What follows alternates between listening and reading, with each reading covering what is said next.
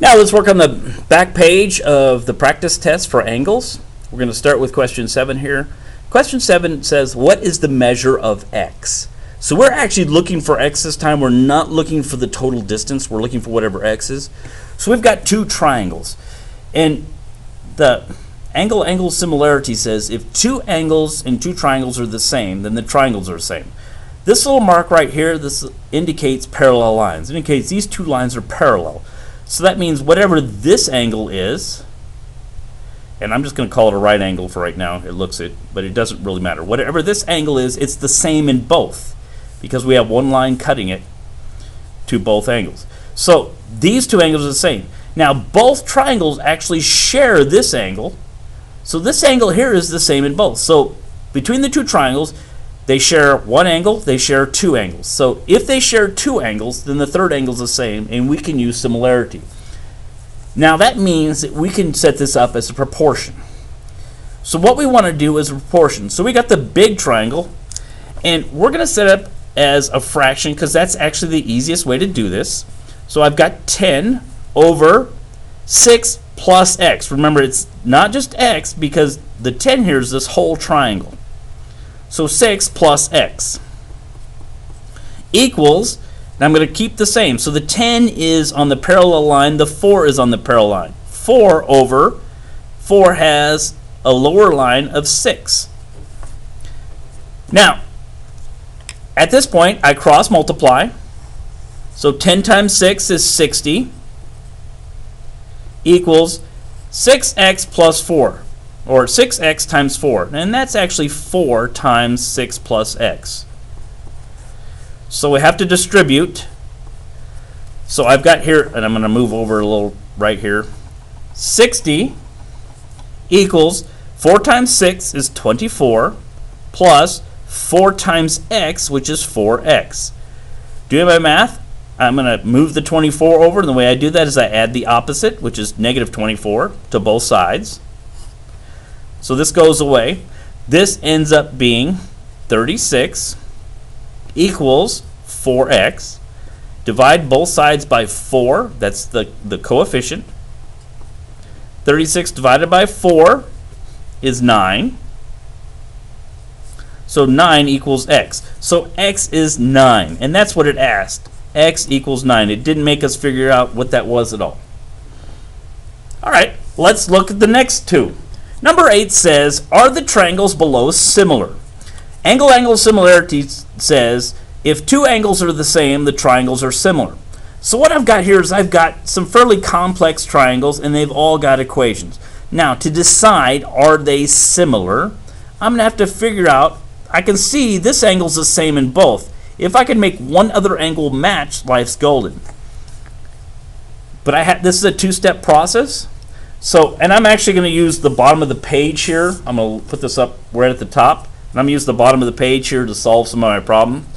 So the first triangle, I know that the three angles inside a triangle, triangle sum theorem says they equal 180 degrees. So I can add them. 62 plus, careful on this one, it's 4 times x plus 2 plus 5x minus 7. Whoops, 5x minus 7, and that equals 180. So now I'm going to move this up so we can just work on the problem down here. So I'm going to have to distribute before I do anything else. So 62 plus 4 times x is 4x plus 4 times positive 2 is 8 plus 5x minus 7 equals 180. I'm going to combine like terms, so 4x plus 5x is 9x. 62 plus 8 is 70, minus 7 is 63, and that equals 180. Subtract 63 from both sides because it's the constant on both sides is 63, and I add the opposite to get rid of it. So that makes that 117, and I got 9x. So 117 divided by 9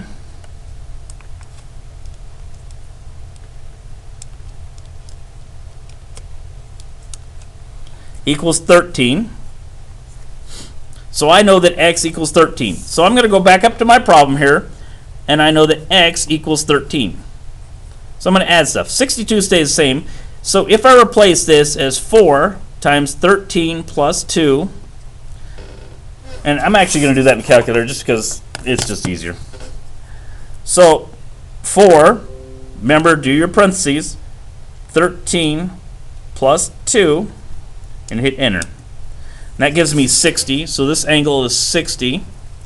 Then I've got 5x minus 7, so 5 times 13 minus 7, and I get 58. Now, I've gotten one triangle. I've got to get the other, which is all y's. Again, same thing applies. The 3 added together equal 180. I'm going to go down to the bottom of my page. I'll write it down here. I'll say it out loud, and then I'll move you to the bottom of the page. So I've got 62 plus 6y. That's that angle up there. Plus, remember to write it as it is, 6 times y plus 1. And now I'll move down to the bottom of the page here. Gotta lift some things up to make that happen. It didn't work at all. There we go. So, distributing first, I'm sorry, that equals 180. So I get 62 plus 6y plus 6 times y is 6y plus 6 times positive 1 is 6 equals 180. Combine like terms. So 62 and 6 is 68 plus 6y and 6y is 12y equals 180. Subtract 68 from both sides to move that constant over here. So here, this goes away. I get 12y equals 180 minus 68 is 112. So I got 112 divided by 12, and that equals 9 1/3. Y equals 9 1/3, or 9.3 repeating. I'm going to leave it 1/3 because it makes it a whole lot easier to do this. So y equals 9 1/3.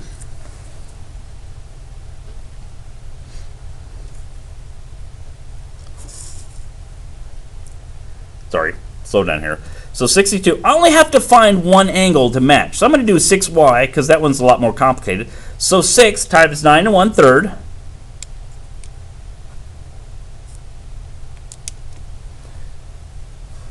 equals 56. Well, that doesn't match either of these other angles, which means the triangles are not similar. I could go on and do this other angle, but I don't have to. Let's look at number 9. Number 9 says, what is the length of the hypotenuse of the triangle below? So this is a Pythagorean theorem question. We've got a right triangle. We've got side A, side B, and side C. So A equals 7, B equals 24, and C is unknown. So I know that A squared plus B squared equals C squared. I can do this a couple ways. Probably the one you guys like most happens to be insolved, so I'll go ahead and do it that way. And that means I've got to go menu 3, 1, and I've got A squared. A is 7, so 7 squared plus B squared, which is 24. 24 squared equals C squared, which I don't know. Remember to get comma C or it doesn't work. So it says it's 25. Hey, that happens to be one of the answers. Life is pretty golden. So C equals 25. Number 10. A rectangle is 80 inches long. The diagonal is 100 inches. How wide is the rectangle? Now here's one of those, and a lot of you keep not doing this. Draw your diagram. So we're dealing with a rectangle with a diagonal. So it says it's 80 inches long, and the diagonal is 100 inches. It wants to know the width, this right here. We have an A squared, our B, and our C. So again, same thing in a calculator.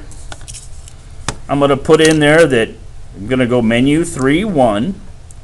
I'm going to put in there that A squared, which is 80, 80 squared, plus B squared, which I don't know what it is. I'm just going to put a B squared, equals 100 squared. Make sure you do the comma and the b, and I get 60, which happens to be one of the available answers. That's the greatest part of multiple choice, is you got the answers there. You could have also done this by doing the side here, by doing 20 squared plus 80 squared equals 100 squared. It would have said false. You could put 60 squared plus 80 squared equals 100 squared. It would have said true. Kind of another way to use a multiple choice question, and you only got it here. All right, number 11. What is the distance between points P and Q to the nearest hundredth? So P and Q are here. We've got a right triangle. There are two ways to solve this. I will solve it using both. First, I will do the distance formula. So distance equals the square root of x2 minus x1 squared plus y2 minus y1 squared. So here is my P, and I'm going to find the coordinates for P. So P is sitting at, and I look across here, I can see each of these tick marks is going up by 1. So 0, 1, 2, 3, 4, 5, I'm good. So P going x across is 1, comma, y up is 2. And I'm going to call that x1, y1. Q going across is 4, comma, negative 2. And that's going to be x2, y2. If you guys don't do the x and the y here, it causes a great problem because you forget what you're doing. So in my case, D equals the square root of x2, which is 4, minus x1, which is 1, squared, plus y2, which is negative 2, minus y1, which is 2, squared. So we can type that into calculator straight on, control the radical sign, put up your parentheses, 4 minus 1, get outside your parentheses, squared, plus parentheses, negative 2, this is the only time you use that is for a negative, 2, minus 2, get outside the parentheses, squared. And I hit enter. I get 5. So D equals 5. So that one actually worked, but let's see the second way I could do this. So the second way I could do this is I could do the rise or the rise run. Find A and B here. So A, it goes across 1, 2, 3. So the distance there is 3. And P is 1, 2, 3, 4. 4. So 3 squared plus 4 squared equals C squared. You see how I've got A, B, and now I just got to find C. So I could go in here and say menu 3, 1, which means algebra and solve. 3 squared plus 4 squared equals C squared, comma, C, and hit enter. I get 5 again. So C equals 5. Now the third way I could do this is take a piece of paper,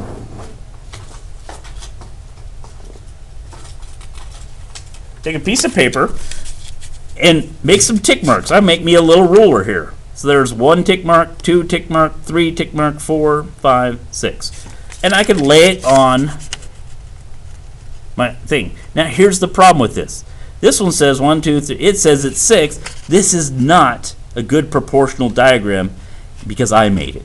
And the way I print doesn't do it. Now, when they give you the star test, it'll all be good. So in this case, this way failed you miserably. So our answer is C5. Don't use the line case on mine, because the print here is not proportional. All right, let's look at number 12. It's probably the hardest here, or it seems the hardest, but we can get this. We've got a box. And what we're trying to do is figure out how long the diagonal from one outside corner to one inside corner is. The inside the box diagonal.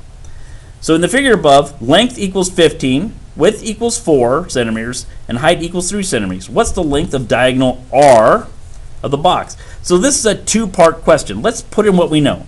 We know that length is 15, width is 4, and height is 3. So to get R, we first got to find S. We first got to find this triangle. Now, because it's a box, we know that that's a right angle. And we know that this is 15, and because it's the same, this is 4. So, to get S, we say 4 squared plus 15 squared equals C squared. Type that into our calculator. Pardon me. So, again, I'm going to my menu, which algebra, numerical solve, 4 squared plus, oh, you can't see it over there, can you? Let's move it over here. How's that? Is that better? 4 squared plus 15 squared equals C squared. In this case, that happened to be R, comma, C, and enter. Now I get a big long number. So what I get for S, it says that S equals 15.524. Because I look at the answers here and they're in single decimals, that means they're to the 10th. I like to go out to the hundredth, which is one beyond necessary, just in case there's any rounding things. And that gives me. So I can go with 15.52 as R, or as S. So this is 15.52. Now I've got another triangle here created by S is B, A is 3, and then the hypotenuse is R.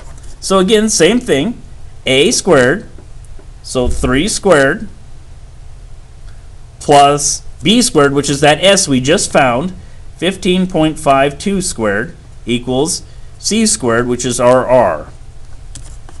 So back into the calculator. Menu 3, 1, 3 squared plus 15.52 squared equals C squared. Remember, I'm looking for C, so comma C. And I hit enter. I get, oh crud, I typed it wrong. Let me do that again. Menu 3, 1, I mistyped. 3 squared plus 15.52 squared. Oh, interesting. It wants my 15.52 inside of parentheses. I see what happened there. I didn't mistype it. It just didn't like it. So 15.52 inside of parentheses squared equals C squared, comma, C.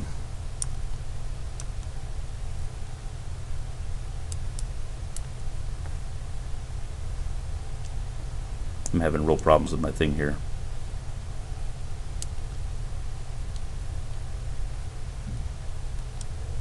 Says it's 15.807 or 15.81 or just 15.8. I hope that was helpful. If not, please come and ask me. Thanks. Have a great day. If you did all this, tomorrow's test will be easy.